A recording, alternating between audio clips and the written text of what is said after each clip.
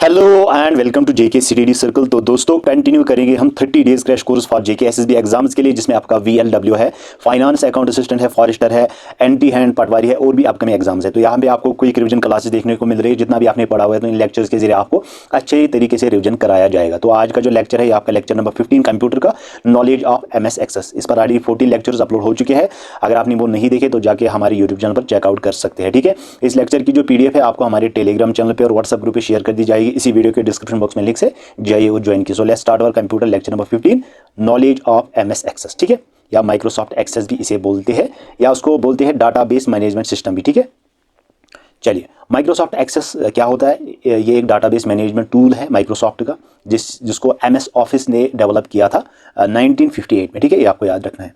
इसमें हम क्या करते हैं, इसमें हम डाटा को मैनेज करते हैं, सेव करते हैं, प्रोसेस करते हैं। ठीक है, MS Access is database management tool of Microsoft. There is a need, जो बड़ी बड़ी प्राइवेट कंपनीज होती है, कॉर्पोरेशन होती है, वहाँ पे बहुत सारे एम्प्लॉयज़ का डाटा या बिजनेस का डाटा जो है आपको सेव करना होता है, प्रोसेस मैनेज करना होता है। तो वो आप इसी में सारा कुछ मैनेज, प्रोसेस एंड सेव कर सकते हैं। इसमें लार्ज अमाउंट ऑफ डाटा आपको सेव करना होता है, मैनेज करना होता है, बहुत सारे चीज़ों को, एम्प्लॉयज़ को, इसमें सारा कुछ हम मैनेज कर सकते हैं। ठीक है, सबसे पहले हमारे पास डाटाबेस होता है, उसको हम डीबीएमएस यानी कि डाटाबेस मैनेजमेंट सिस्टम में रखते हैं। ठीक है, उसके बाद जो एप्लीकेशन इसको रन करती है यानी कि माइक्रोसॉफ्ट एक्सेस, उसको यूज़र जो है सेव करता है एप्लीकेशन को। ठीक है, क्योंकि ये एक एप्लीकेशन है सॉफ्टवेयर का, माइक्रोसॉफ्ट ऑफिस का। ठीक है गाइस, यहाँ तक आपको समझ आया। चलिए इंट्रोडक्शन सबसे पहले आपको देख लेते हैं।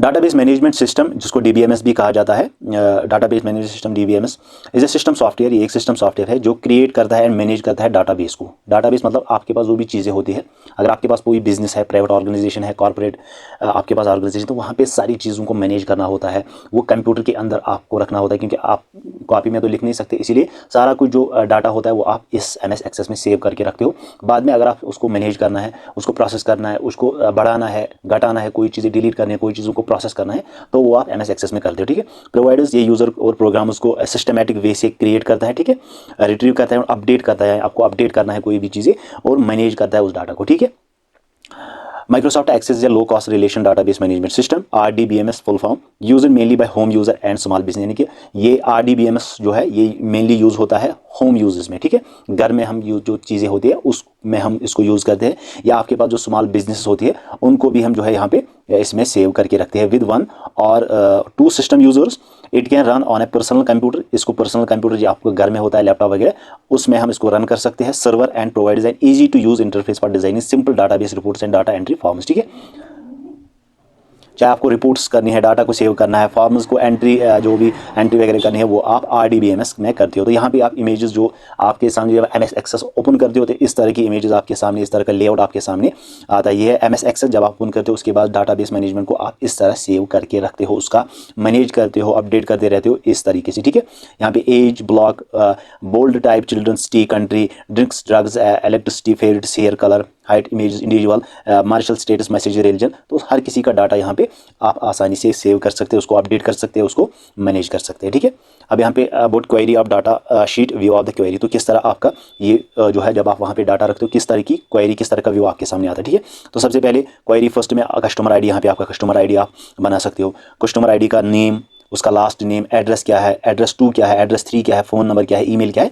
इस तरह से जो भी आपके पास डाटा होगा उसके सारा, उसके आइटम्स को, उसके रिलीजन को, उसके फादर्स नेम को, एज को, ईमेल आईडी को, फ़ोन नंबर को, जो कंपनीज होती है वहाँ पे इस तरह का डेटा आपके सामने होता है। तो आप इस एमएस एक्सेल में आसानी से उसको रख सकते हैं। ठीक है, ओके, तो यहाँ तक आपको समझ आएगा।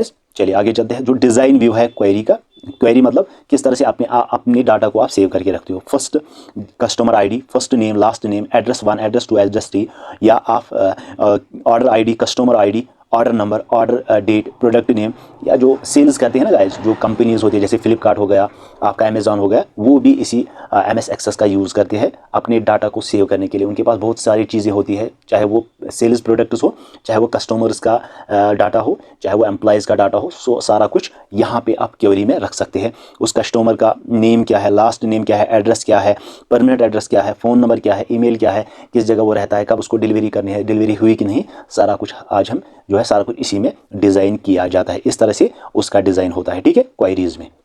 यहाँ तक आपको समझ आएगा।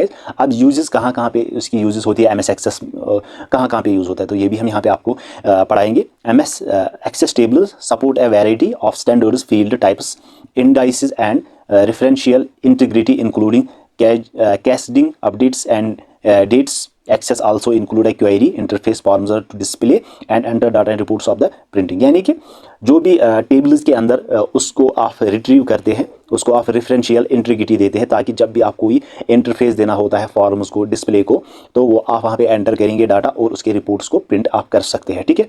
Repetitive task can be automated through macros with point and click options. It can also use to place a data on a network and have multiple users share and update data without overwriting each others work. यानी कि जो भी वहाँ पे data save करते हैं वो place कर सकते हैं डाटाबेस को किसी भी नेटवर्क में, उसमें मल्टीपल यूजर्स शेयर कर सकते हैं, अपना डाटा अपडेट कर सकते हैं विदाउट, बगैर ओवर राइटिंग किए। एक दूसरे का जो ओवर राइटिंग होगी उसको जो है नज़रअंदाज करते हुए वो आप यहाँ पे अच्छे तरीके से डाटा को यूज़ आप कर सकते हैं। ठीक है गाइस। और कंटिन्यू यहाँ पे हम करेंगे। You can use it develop 5 general types of application. Personal application में आप इसको डेवलप कर सकते हैं। स्मॉल बिजनेस एप्लीकेशन, आपके पास कोई बिजनेस है, स्मॉल बिजनेस, उसमें आप अपने इन डाटा उसको रख सकते हैं। डिपार्टमेंट एप्लीकेशन है कि जो डिपार्टमेंट्स है, चाहे वो गवर्नमेंट डिपार्टमेंट्स है, प्राइवेट डिपार्टमेंट्स है, वहाँ पे आप इसको यूज़ आप कर सकते हैं। Corporation wide application, web application में Microsoft Access is designed to scale to support more data and user by linking to multiple access. ठीक है। तो इस तरह ये आपका यूज़ होता है। ठीक है। अब इसके फीचर्स क्या क्या है ये भी आपको याद रखना है, क्योंकि इस पर भी आपसे क्वेश्चंस पूछे जाते हैं। Division of data, breaking of large data into small parts. जो बहुत बड़ा डाटा है उसको आप ब्रेक कर सकते हैं स्मॉल पार्ट्स ऑफ डाटा में, to the user can easily access the information, ताकि जो यूजर है वो इजीली एक्सेस कर सके अपनी इन्फॉर्मेशन को। मैं एग्जांपल दूंगा, जैसे कि आप अमेजॉन की अपनी एप्लीकेशन जो है ओपन कर दिए, तो आपको कोई भी प्रोडक्ट खरीदना है, फॉर एग्जाम्पल आपको शूज़ खरीदने हैं, तो आप सीधे वहाँ सर्च में जाओगे, सर्च में आप लिखोगे शूज़, तो आपके सामने एक डेरू शूज़ जो है वो दिखाई देंगे, क्योंकि उस तरीके से उन्होंने जब उस अमेज़ॉन को डेवलप किया होगा, MS एक्सेस को डेवलप किया होगा, तो वहाँ पे चीज़ें आपको आसानी से यूज़र को मिल सकती है। उसी तरीके से उन्होंने MS एक्सेस का वहाँ पे यूज़ किया होता है। ठीक है। Sorry. It also has the ability to link to data in its existing location and to use for viewing, querying, editing. यानी कि हम जो डाटा रखते हैं वो हम किसी भी ऐसी जगह रख सकते हैं, ताकि जब भी हम कोई नई चीज़ खोलनी होगी तो उस चीज़ को खोलना होगा तो उसको हम आसानी से एडिट कर सकते हैं, रिपोर्ट कर सकते हैं। And this allows existing data to change while ensuring that Access use the latest data. ठीक है। लेटेस्ट डाटा को हम इनपुट कर सकते हैं, उसमें उसको अपडेट कर सकते हैं, उसको प्रिंट कर सकते हैं, उसको कोई नई चीज़ में या नई चीज़ को पुरानी चीज़ में बदलना होगा तो वो सारी वहाँ पे आपके आसानी से हो जाएगी, जो कि MS एक्सेस में होता है। ठीक है गाइस।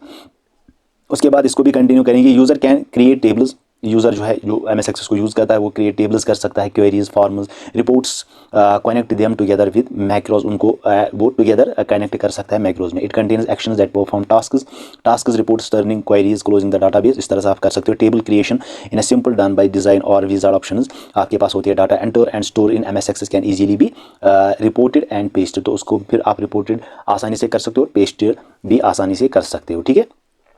अब रिलेशनशिप यहाँ पे आप चेक कर सकते हो जब आप बनाते हो एडिट रिलेशनशिप, टीचर आईडी या उसमें कि उसने कौन कौन से सब्जेक्ट्स पढ़ाने हैं, किस तरह उसको काम करना है, तो यहाँ पे सारा उसका रिकॉर्ड दिया हुआ है। स्टूडेंट आईडी क्या है, टीचर आईडी क्या है, उस तरीके से आप इसको रिलेशन कर सकते हो एक स्टूडेंट और एक टीचर के बीच में। ठीक है। यहाँ पे आप चेक कर सकते हो इस इमेज में आपके लिए ये कस्टमर का आईडी है, यहाँ पे ये प्रोडक्ट है और ये ट्रांजैक्शन। ठीक है। कस्टमर ने प्रोडक्ट को खरीदा, खरीदने के बाद यहाँ पे आपके ट्रांजेक्शन, और ये ट्रांजेक्शन आपको जब आप कस्टमर यहाँ पे चीज़ें खरीदता है। ठीक है।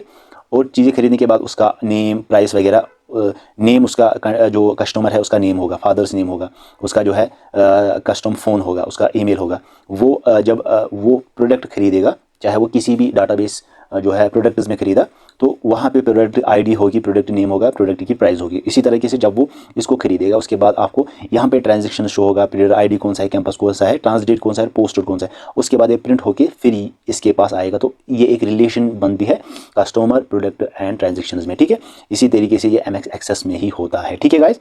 तो यहाँ तक आपका जो है MS एक्सेस का ऑलमोस्ट हमने यहाँ पे सारा कुछ कवर किया हुआ है। आई होप आपको ये वीडियो अच्छा लगा हो। इस लेक्चर की जो PDF है आपको हमारे टेलीग्राम चैनल पे, व्हाट्सएप ग्रुप पे शेयर कर दी जाएगी। इसी वीडियो के डिस्क्रिप्शन बॉक्स में लिंक से ज्वाइन कीजिए। ठीक है। तो ये था आज का वीडियो। हम मिलते हैं नेक्स्ट वीडियो में इसी यूट्यूब चैनल पर शाम को GK पोर्शन की ओर। तब तक के लिए बहुत सारा ख्याल रखिएगा।